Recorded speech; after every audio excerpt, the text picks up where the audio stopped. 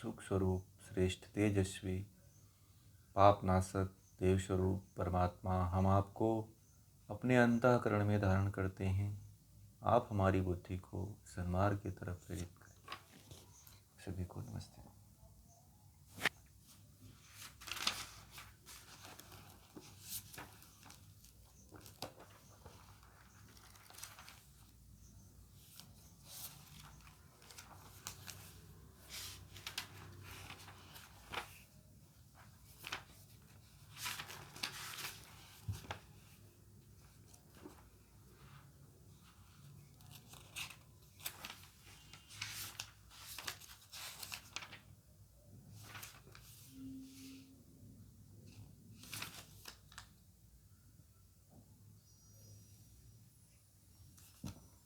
श्रीमद् भगवद गीता के 13वें अध्याय में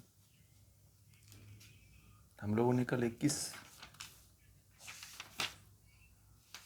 श्लोक तक स्वाध्याय कर लिया था। आगे चलते हैं हम लोग।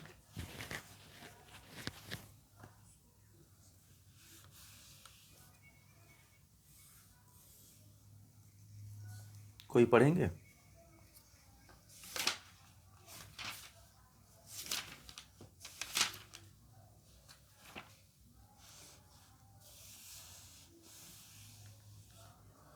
चलिए, शायद वो है नहीं। उपद्रष्टा अनुमंता च भर्ता भोक्ता महेश्वरः परमात्मेति चा अपयुक्तो देहे अस्मिन् पुरुषः परः। ध्याने नात्मनि पश्यन्ति केचिदात्मात्मना अन्ये सांख्येन योगेन कर्मयोगेन चापरे।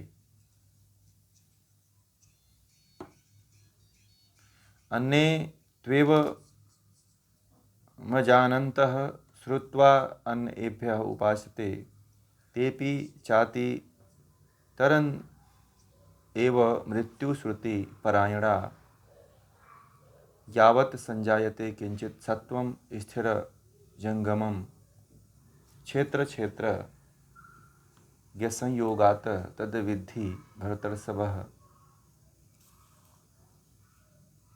समसर्वेषु भूतेषु तिष्ठन्तं परमेश्वरं विनश्यन्त्वस्व विनश्यन्तं यः पश्यन्ति स पश्यति।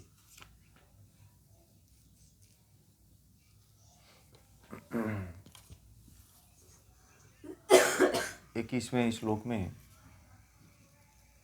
भगवान श्री कृष्ण कहते हैं कि इस देह में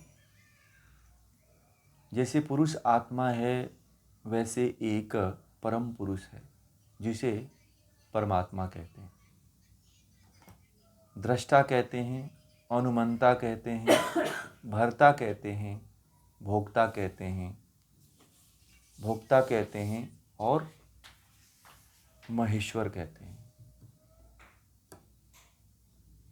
माइक बंद कर लीजिए तो ये बहुत महत्वपूर्ण बात है कि हमें ये जानना चाहिए कि हमारे इस शरीर में पुरुष भी है, मतलब ब्रह्म भी है, आत्मा है।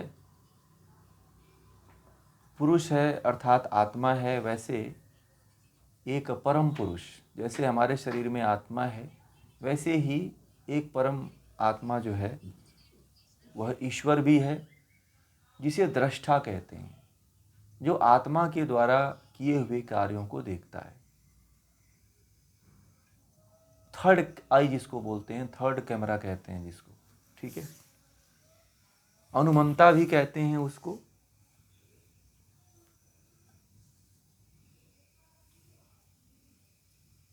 ठीक है। और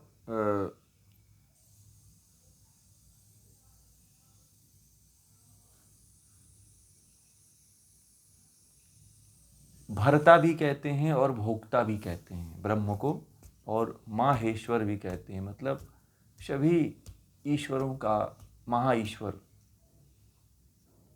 जो हमारे शरीर के भीतर विद्यमान है।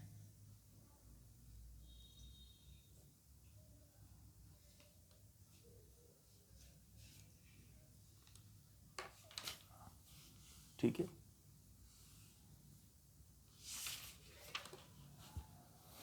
एक यहाँ पे कुछ शब्द आए हैं जो थोड़ा सा जानने की ज़रूरत है। सॉरी, हमने 21 का तो कर दिया था, 22वें श्लोक को हमने पढ़ा था। तो कुछ ऐसे शब्द आए हैं, उपद्रष्टा। थोड़ा सा मैं इनके ऊपर थोड़ा सा आप लोगों को ले चलूँगा कि ये जो शब्द हैं उनके बारे में थोड़ा सा मैं और गहराई से थोड़ा सा बताना चाहता हूँ कि जो उपद्रष्टा जिसको कहा गया है, उपद्रष्टा कि जो हमारी पहली अवस्था यह होती है कि जिसमें देह स्थिति अर्थात आत्मा का विचार नहीं आता। मनुष्य शारीरिक क्रियाओं में ही लीन रहता है। वह खाता है, पीता है, सोता है, इन्हीं बातों के लिए लड़ता मरता है। यह अवस्था वह है जिसमें आत्मा सिर्फ देखता है। देखता कि नहीं देखता? जैसे आप खाना खा रहे हो, लड़ रहे हो, किसी से बात कर रहे हो, कुछ भी कर रहे हो, तो आप ये पता है ये आत्मा देखता है। परंतु मनुष्य के जो विकास का प्रारंभ होता है,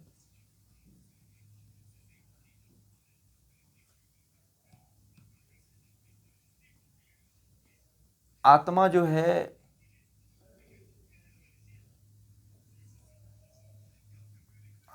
है हमारे हर क्रिया को जो है, जो उपद्रष्टा, तो आत्मा भी कहीं ना कहीं हमारे जो छोटे मोटे हमसे कार्य होते हैं उसके बारे में वो देखता है कि हम ये कार्य कर रहे हैं। परंतु बहुत कम लोग होते हैं जो ये देख पाते हैं कि मैं कुछ कर रहा हूँ। 70-80% लोग ध्यान देते हैं, 20% लोग होते हैं जो नहीं पता होता है कि वह क्या करने वाले हैं। वो आदत के वशीभूत होकर के करते हैं। ठीक है।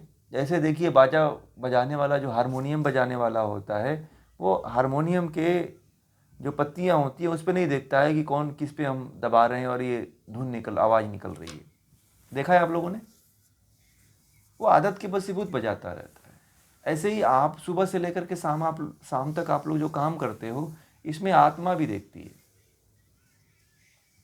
आत्मा जो है ना, आदत वाली हो जाती है। वो देखती भी नहीं है कि आप क्या कर रहे हो, परंतु उसको पता रहता है। कभी कभी वो देखती है कि आप कोई कार्य करने जा रहे हो। जैसे मान लो अभी आपको पानी में उतरना हो, तो आत्मा देखती है कि आप पानी में उतर रहे हो फिर। ठीक है।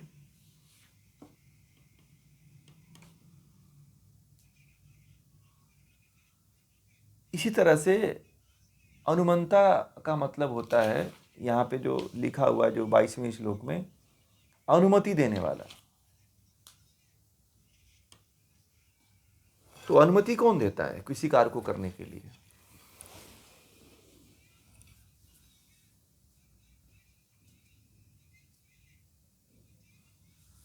आत्मा देता है। ठीक है।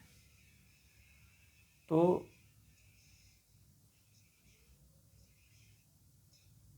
यहाँ पे जो अनुमंता है वह आत्मा है। और भरता है, भरता का मतलब होता है वह जीवन जिसमें हमें भगवान का अनुमोदन मिल जाता है, उसे भरता कहते हैं। ठीक है। भोक्ता जो है वह होता है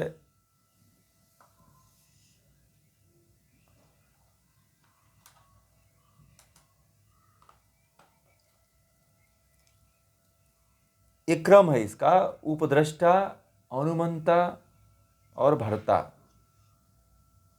जी।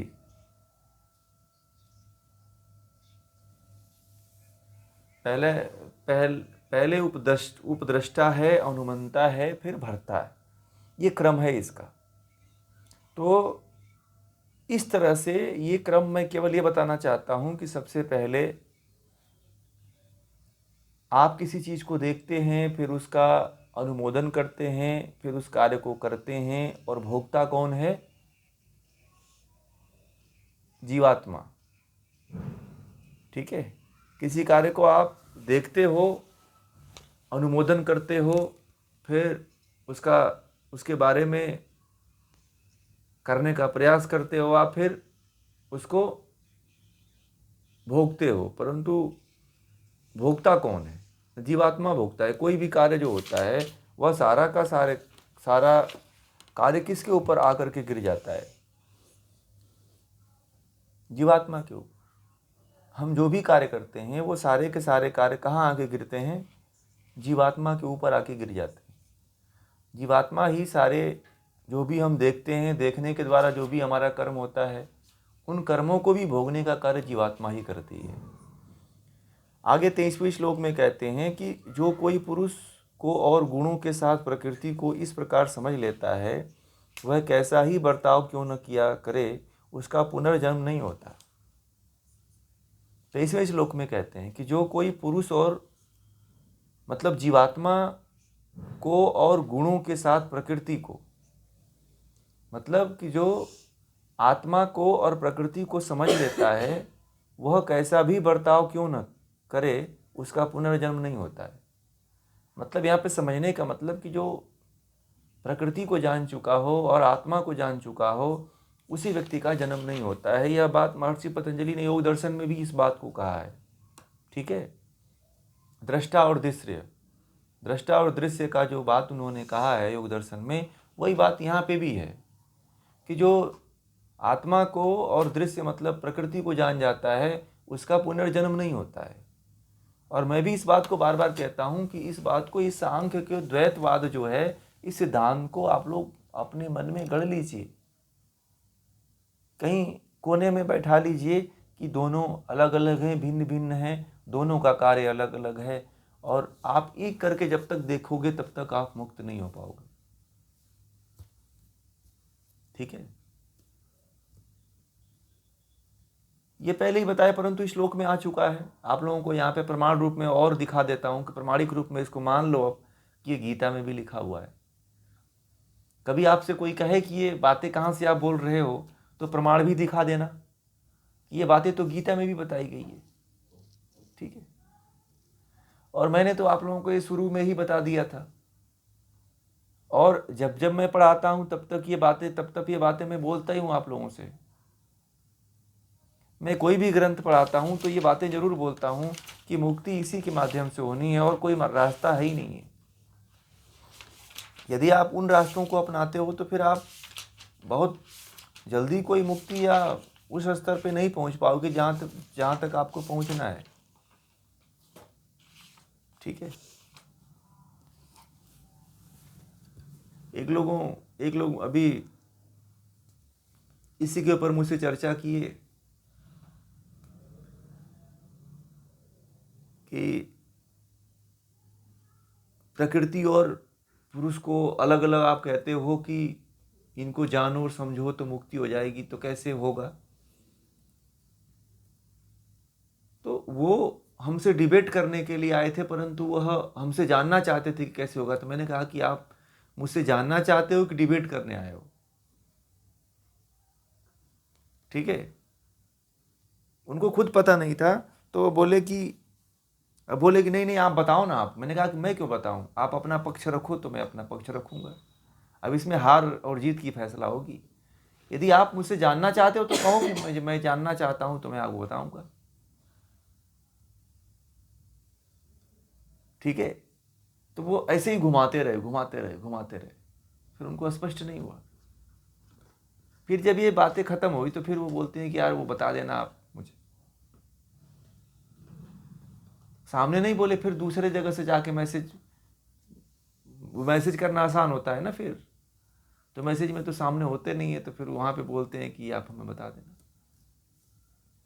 मतलब व्यक्ति अहंकार नहीं छोड़ना चाहता है, अहंकार को लेकर रहना चाहता है कि मैं यहाँ पे नीचे ना हो जाऊं, मेरा सिर नीचे ना हो जाए, मैं अहंकार को नहीं छोड़ सकता।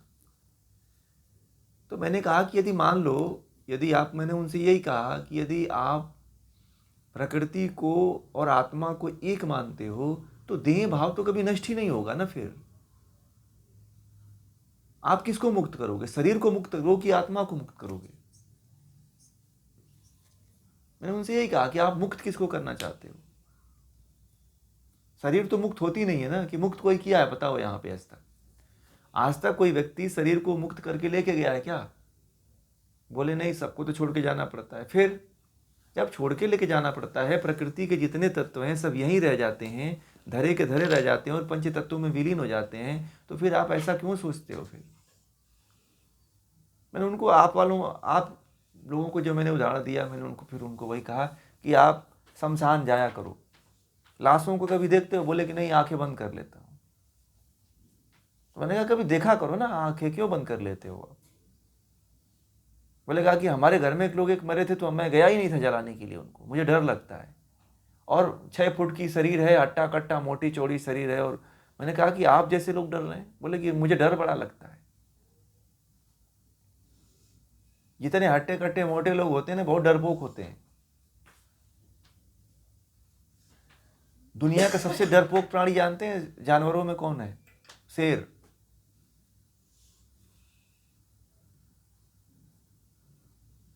शेर जो है सबसे डरपोक प्राणी है।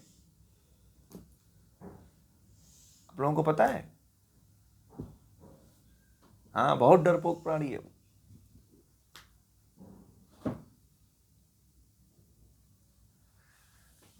तो उनको जब, अब वो बाद में बताएंगे अभी इसको पूरा कर लेने दीजिए तो वह व्यक्ति जो है फिर बोले कि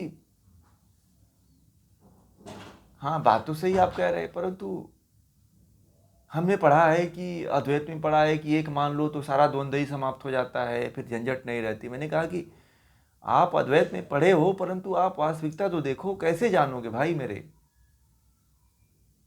और सारे ऋषियों ने जो बात कही है वो गलत कही है क्या? वेदों ने जो बात कही, उपनिषदों ने जो बात कही है, महर्षि पतंजलि ने जो बात कही है, सारे ग्रंथों ने तो यही बात कही। कबीर दास जी भी यही कहे कि प्रकृति को माया कह दिया उन्होंने। माया को बिना अलग किए हुए तुम आत्मा को कैसे शुद्ध रूप में देख पाओगे? आप माया को ही फिर आत्मा मान लेते हो ना, फिर तो कैसे मुक्त हो पाओगे? आप गलत कार्य कर रहे हो तो सोचते हो कि गलत कार्य मान्य है, और गलत कार्य करके आप मुक्त हो जाओगे। आपके कर्म जो हैं आपको और बांधेंगे भाई। बोला कि बात तो सही है। मैंने कहा कि थोड़ा पढ़े लिखे हो आप, तो आप जो जिन मान्यताओं को लेकर के आप कर्म, माया में फंस करके कर्म करोगे, तो माया वाले जो कर्म हैं आपको फिर बांधेंगे कि नहीं बांधेंगे? बोले कि बात तो सही है। तो फिर मैंने कहा आप फिर मानते क्यों नहीं आप हो?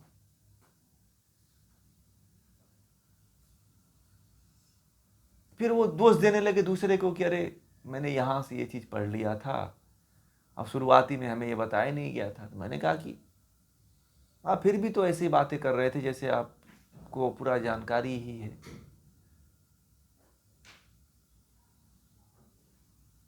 आदमी अहंकार को नहीं छोड़ना चाहता है। कहते हैं ना, रस्सी जल गई परंतु अपनी ऐंठन नहीं छोड़ती है। देखा आप लोगों ने? रस्सी को जला दो तभी भी उसका ऐंठन वैसे कि बैठे ही रहता है, अकड़ नहीं जाती है। और जिसके अंदर अकड़ होती है वो टूट ही जाता है।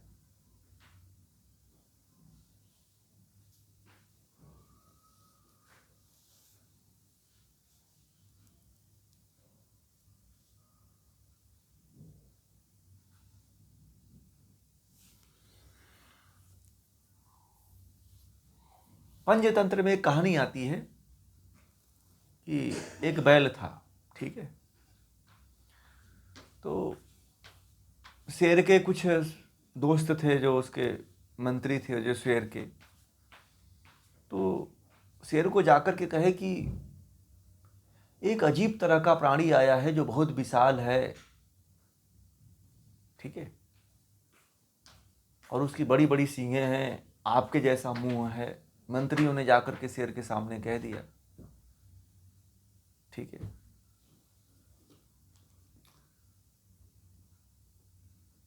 तो जो शेर था अपने मंत्रियों से कहा कि एक बार उससे मिलाओ, मैं उससे लड़ना चाहता हूं। तो उसके मंत्री बड़े चालाक थे, बोले कि ऐसा है भाई कि बिना जाने पहचाने किसी से लड़ना ठीक नहीं होता है। सलाह वाले तो ऐसे ही कहते हैं ना, सलाहकार जो मंत्री होते हैं। तो बोले कि नहीं नहीं, तुम लोग मुझे डराओ मत, ठीक है, मैं लड़ूंगा। जो बैल था पहली बार जंगल में आया था, नहीं तो वो किसी के घर पे बंधा हल जोतता था। तो उसने क्या किया कि शेर को देखा तो दौड़ने लगा, खूब हुंकार मार के दौड़ लगाने लगा पूंछ उठा करके। तो शेर को लगा कि अरे ये तो कहीं मुझसे ज़्यादा लग रहा है, खतरनाक दिख रहा है, ठीक है। अब बैल जो है दौड़ लगा ही रहा था, तब तक शेर सोचा कि अब तो मैं कहीं इसके पैरों के नीचे दब करके मर न जाऊं, ठीक है। अपने पास ही वहीं पे गोल गोल दौड़ लगाने लगा। शेर चक्कर में आ गया कि मैं करूं तो करूं क्या, ये तो मुझसे भी कहीं ज़्यादा खतरनाक लग रहा है। हमारे मंत्रियों ने कहा था कि शेर से लगना मत आप, क्योंकि नया प्राणी आया है, हम उसको जानते नहीं हैं। और जो बैल आया था सोचा कि अगर मैं एक दृश्य उनको दिखाऊंगा तो ये मुझे पहचान जाएंगे, ठीक है। फिर दूसरे दिन शेर उसे लड़ने के लिए आया तो उस दिन बैल जो है हुंकार भरने लगा, हुआ हुआ की आवाज़ करने लगा। बैल भी चालाक था, तो उस दिन शेर वापस लौट गया।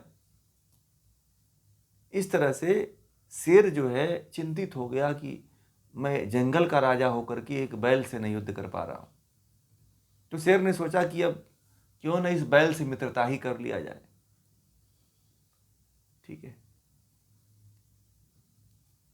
तो यदि आप युक्ति लगाते हो तो आप जो है किसी बड़े जानवर को भी परास्त कर सकते हो,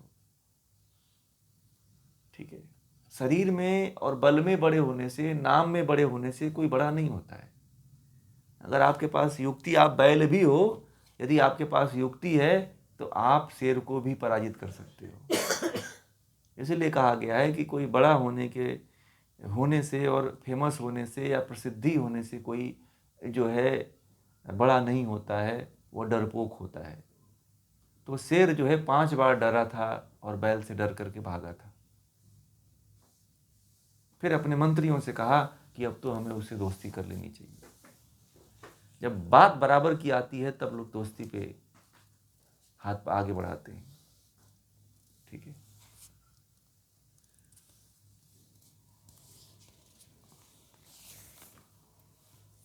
आगे चलते हैं हम लोग।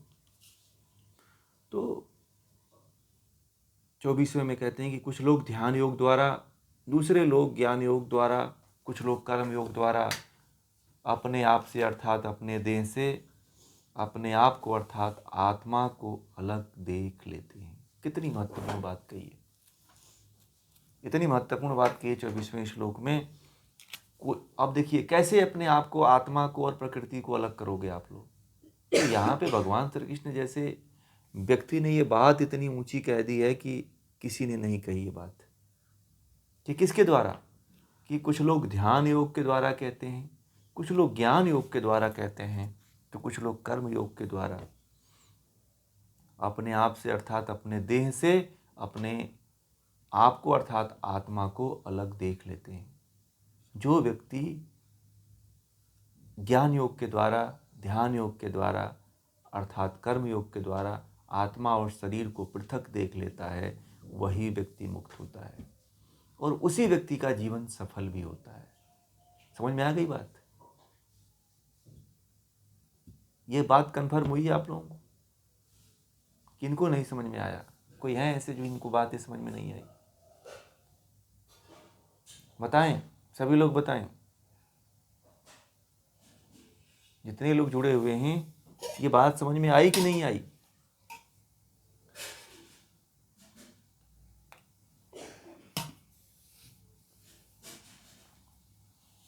प्रकृति को और ईश्वर को, आत्मा को यदि अलग अलग करना है तो जब तक आपको ज्ञान नहीं होगा तब तक आप नहीं जान पाओगे कि प्रकृति और पुरुष दोनों अलग हैं। ध्यान में बैठोगे तो जान जाओगे, कर्म अच्छी तरह से निस्वार्थ कर्म करोगे तो जान पाओगे कि प्रकृति और जीवात्मा दोनों अलग अलग। यदि आपको ज्ञान नहीं है तो ना आप ध्यान कर पाओगे ना कर्म कर पाओगे, और ना ही इनको जान पाओगे। ठीक है। और अब तो पता चल ही गया है आप लोगों को कि प्रकृति अलग है और जीवात्मा अलग है। पता चल गया कि नहीं चल गया है? कि कैसे कोई है इसमें जिनको नहीं पता चला है कि प्रकृति और जीवात्मा अलग अलग है? बताइए।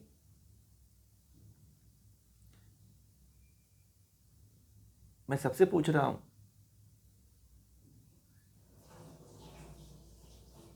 जीवात्मा और प्रकृति को कितने लोग अलग अलग मानते हो?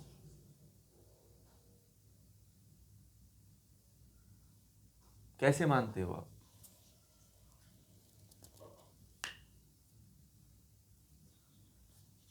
हम्म। बहुत अच्छा। कर्म और कर्मों के फल से रहित है, सीधे हिसाब। और बताइए, और बताएं सभी लोग।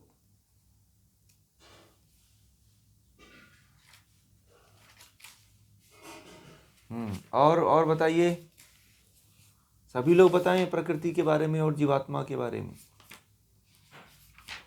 ये क्यों भिन्न है? नाम बोलना पड़ेगा।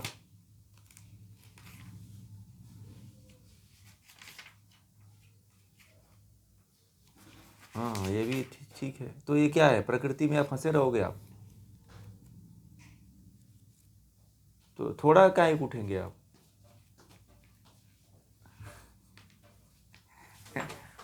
ऐसा तो नहीं है ना कि चेयर पे उठ करके तुरंत बैठ गए, फिर ये वाली बात क्यों करते हैं फिर आप? हैं?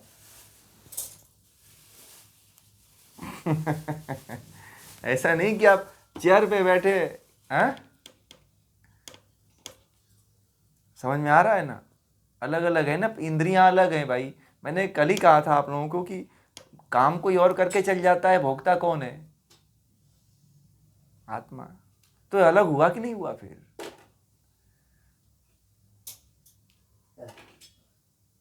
आत्मा अमर है, बात ठीक है, परंतु आप शरीर में कैसे देखोगे?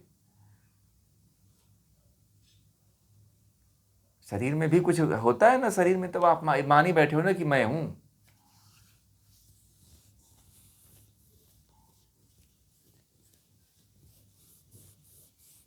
ये तो सुन रखे हो ना आप, आत्मा है शरीर अलग है, परंतु आप कैसे मानोगे इसको कि आत्मा अलग है शरीर अलग है? मानने का कोई पैमाना होना चाहिए कि नहीं होना चाहिए? अभी बताया है पीछे सारी बातें।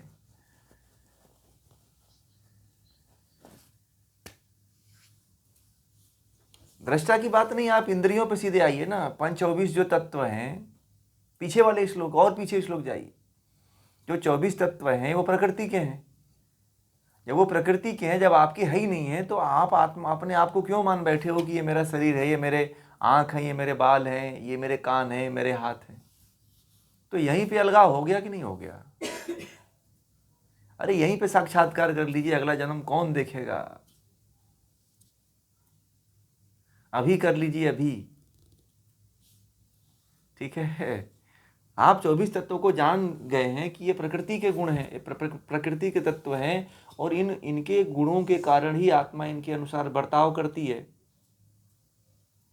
और ये जड़ हैं, ये चलते किससे हैं? आत्मा से चलते हैं। इनके अंदर चेतना नाम की कोई चीज ही नहीं है भाई। तो अलग हुए कि नहीं हुए?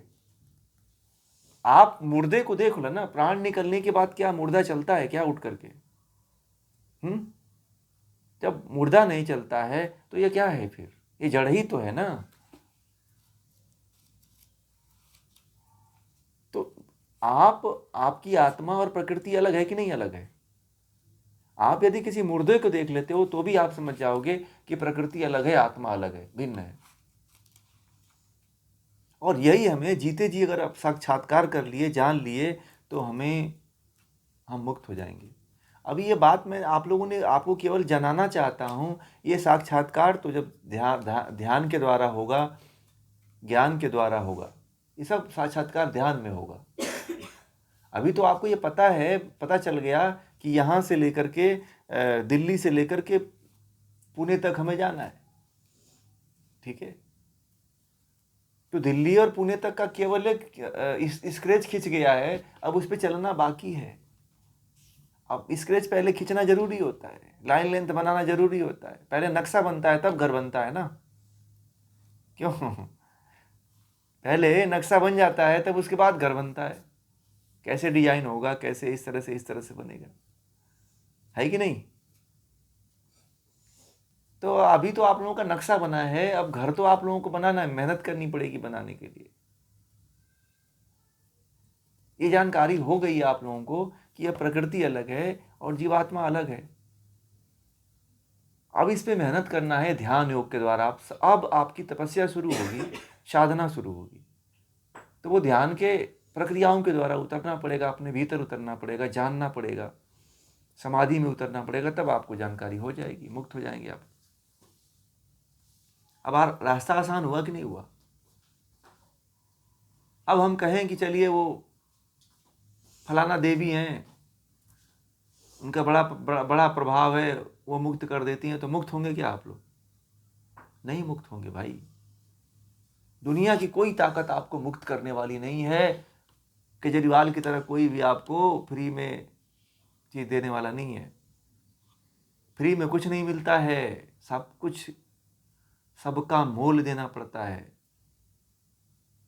ठीक है, कोई दुनिया की ऐसी चीज नहीं है जो फ्री में आपको मिल जाए। और जो फ्री में खाता है वो समझो कि आने वाले समय में दुगना चुकाएगा। और फ्री में खाने वाला व्यक्ति पाप को खाता है, शास्त्रों में वर्णन भी आता है। आपने कर्म नहीं किया और आप किसी दूसरे के कर्म को खा रहे हो।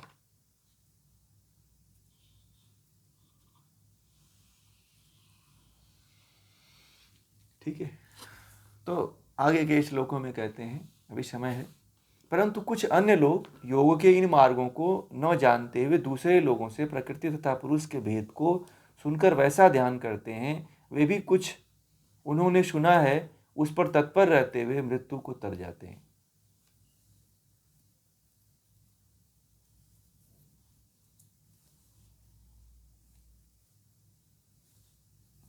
जो योग के मार्ग को नहीं जानते हैं और केवल प्रकृति और पुरुष के भेद को जान जाते हैं कि ये दोनों अलग हैं, केवल आप लोगों ने सुन लिया कि ये दोनों अलग हैं, वह भी भगवान श्री कृष्ण कहते हैं कि जो इस पे तत्पर रहते हैं वह मृत्यु को तर जाते हैं। मृत्यु को तरना मतलब क्या आपने समझ लिया? मृत्यु को तरना मतलब आपकी मृत्यु नहीं होगी, समझ रहे हैं इसका? मृत्यु को तरना मतलब क्या? हाँ, जन्म मरण से हटना। मतलब कैसा जन्म मरण? समझ में आई बात? नहीं समझ में आई ना? कैसा जन्म मरण से हटना भाई? हाँ, वो तो बात सही है, मोक्ष मिलेगा आपको। तो जन्म मरण से हटना मतलब बार बार ये जो जन्म हो रहा है आपका जन्म नहीं होगा।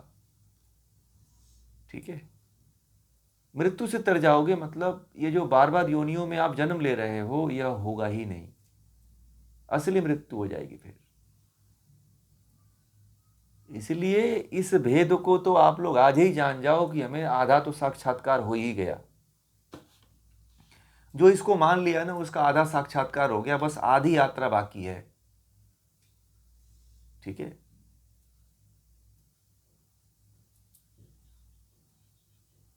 हाँ, बस प्रैक्टिस प्रैक्टिस आपको करनी है, सिद्ध करना है बस। वो भी बताएंगे, वो भी बताएंगे, वो भी करवाएंगे आप लोगों को। ओह, चल ही रहा है प्रोग्राम, उसका चल ही रहा है, बस उस पर चलना है। अभी यहाँ पे भगवान श्री कृष्ण ने कहा कि परंतु कुछ अन्य लोग जो है योग के मार्गों को तो जानते हैं, वो तो बेचारे चले जाते हैं जान करके। अब जो योग के मार्ग को नहीं जानता है, ध्यान नहीं जानता है, वो साधना नहीं जानता है कैसे करनी है, वो तो फिर भटकेगा ही भटकेगा। ठीक है,